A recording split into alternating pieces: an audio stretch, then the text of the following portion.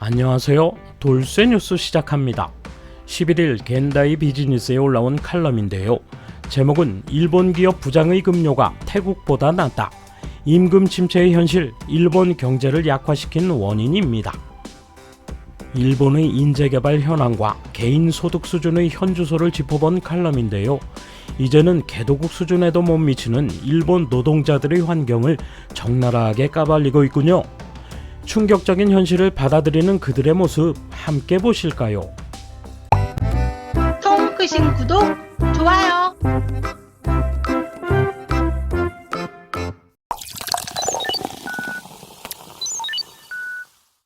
(7월 29일) 야마기와 다이시로 경제재생 담당 장관이 2022년도 경제재정백서를 내각회의에 제출했다. 국민경제 동향을 분석해 앞으로 취해야 할 정책 지침을 제시하는 문서로 이런 내용이 담겨 있었다. 세계적인 물가 상승과 해외 소득 유출이라는 새로운 시련을 맞고 있다. 물가 상승률에 걸맞은 지속적인 임금 인상이 필요하다. 일본의 임금은 세계 수준과 비교하면 상당히 뒤떨어진다. 가령 IT 대기업 아마존은 지난 2월 미국 내에서 일하는 기술직 및 사무직 기본급 연봉 상한을 약 2배인 약 4천만 엔으로 올리겠다는 조치를 공표한 바 있다. 노동시장 경쟁이 높아지면서 우수 인력 확보를 위한 연봉 인상이 필요한 상황인 것 같다. 세계 경제를 선도하는 이른바 가팜의 일원이라면 그만큼 급여가 높아야 마땅하다고 생각했을 수도 있다. 그러나 안타깝게도 일본인의 급여는 개발도상국과 비교해도 낮은 수준이다. 금년 5월에 경제산업성이 공표한 미래 인재 비전을 읽어보자. 이 보고서에 따르면 미국, 중국, 인도, 태국과 비교해 일본은 부장 승진이 늦다. 부장 승진 연령은 미국이 37.2세, 중국이 29.8세, 인도가 29.8세다. 태국도 32세지만 일본은 44세로 가장 늦다. 그런데도 이렇게까지 승진한 마당에 일본 기업 부장의 연봉은 태국보다도 낮은 수준이다. 게다가 보고서에 따르면 일본 부장의 연봉은 1,600만 엔 안팎, 반면 태국은 2천만 엔이다. 미국과 싱가포르는 3천만 엔 남짓으로 상당한 차이를 보이고 있다. 사원 교육에도 돈을 쓰지 않는다. 다른 지표도 살펴보자. 1인당 GDP는 개인의 풍요를 보여주는 수치인데 일본경제연구센터가 지난 12월 충격적인 전망을 내놓았다. 2027년에 한국, 2028년에 대만이 일본의 1인당 GDP를 추월할 가능성이 있다는 것이다. 왜 일본의 임금과 경제력은 이렇게까지 침체된 것일까? 복합적인 요인이라 쉽게 답변하기는 어렵지만 확실한 숫자로 나타나는 원인도 있다. 그것은 인적 자본에 대한 투자 의욕이 낮은 것이다. 2010년에서 2014년의 인재 투자 비율은 GDP 대비 미국 2.08%, 프랑스 1.78%, 독일 1.2%, 이탈리아 1.09%, 영국 1.06%인 반면 일본은 겨우 0.1%에 불과하다. 즉 일본 기업은 유럽의 10%밖에 인재에 투자하고 있지 않은 것이다. 개인들도 인적 자본에 대한 의식이 낮다. 회사와 관계없이 자기 개발을 하는 사람의 비율은 태국, 인도, 중국, 싱가포르, 홍콩, 대만, 호주 등에서 대체로 75%를 넘는다. 그런데 일본에서는 54%의 사람만이 사회에서 자기 개발을 하고 있다. 이상한 나라의 앨리스에는 그 자리에 머물려면 온 힘을 다해 달려야 한다는 유명한 대사가 있다. 자본주의 경제도 마찬가지다. 일본이 선진국의 지위를 유지하기 위해서는 날마다 계속 노력할 필요가 있을지도 모른다.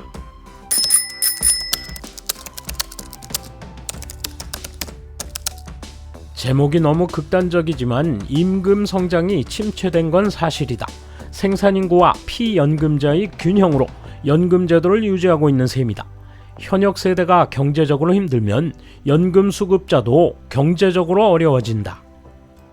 경제적으로 성장을 못하는 것은 의료비 때문인 것 같다.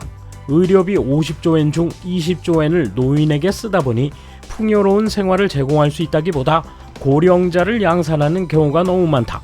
문제는 말단의 의료 방식이다.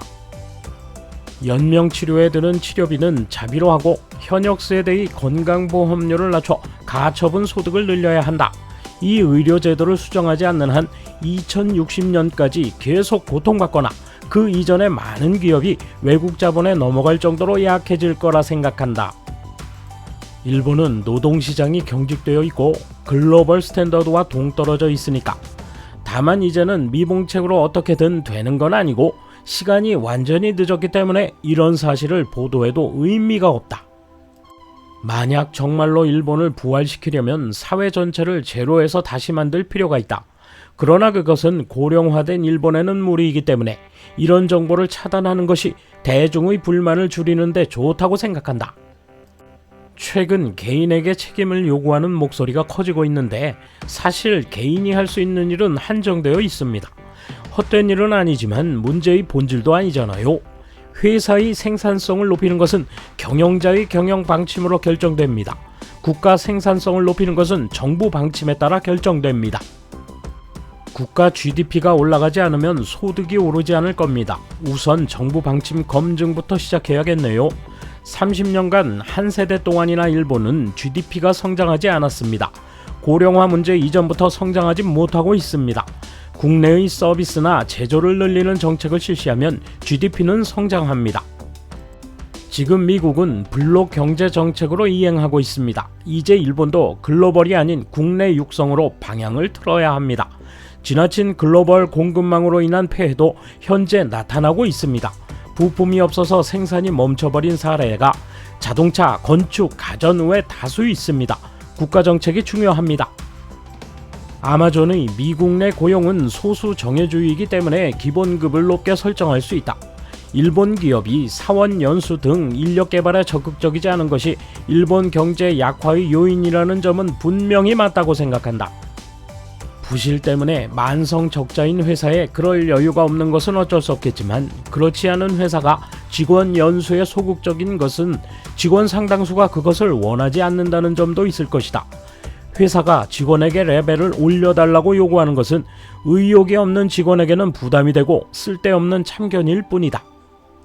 반대로 진취적인 생각을 가진 직원이 있으면 고마운 일이지만 업무에 유익한 국가 자격증을 취득하여 지식이 깊어지고 실적이 향상되더라도 회사는 인사고과에 크게 반영하지 않기 때문에 우수한 인재를 잃게 될 우려가 있다. 이제 일본의 돈 사용법은 성장 분야가 아니라 사회 유지에 중심을 두고 있기 때문에 기업 가치도 생기기 어렵다고 생각한다.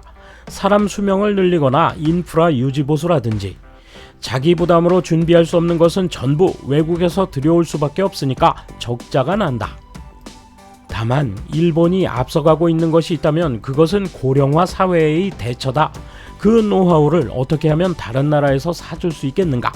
지금의 일본이 그럴 여유가 없다고 생각하지만 조상들은 그것을 극복하고 훌륭하게 우리에게 모범을 보여주지 않았나 생각해본다. 일본이 안이한 길을 택했기 때문일 것이다. 버블 붕괴 후 글로벌 경쟁에 노출되기도 했고 쉽게 자를 수 있는 노동자를 기업이 얻기 쉬운 상황이 만들어졌다.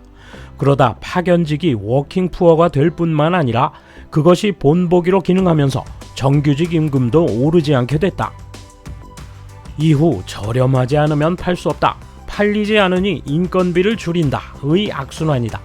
따라서 기업이 파견 사원을 사용해도 비용 삭감이 되지 않는 상황이 되면 일본은 어쩔 수 없이 약해져 갈 것이다.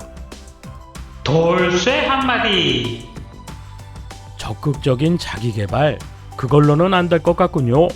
뼛속 깊숙이 자리 잡은 복지부동 본성이 바뀌지 않는 한 감사합니다. 돌쇠 물러갑니다. 이번 소식은 여기까지입니다. 시청해주셔서 감사합니다. 돌쇠처럼 우직하게, 만인처럼 화끈하게.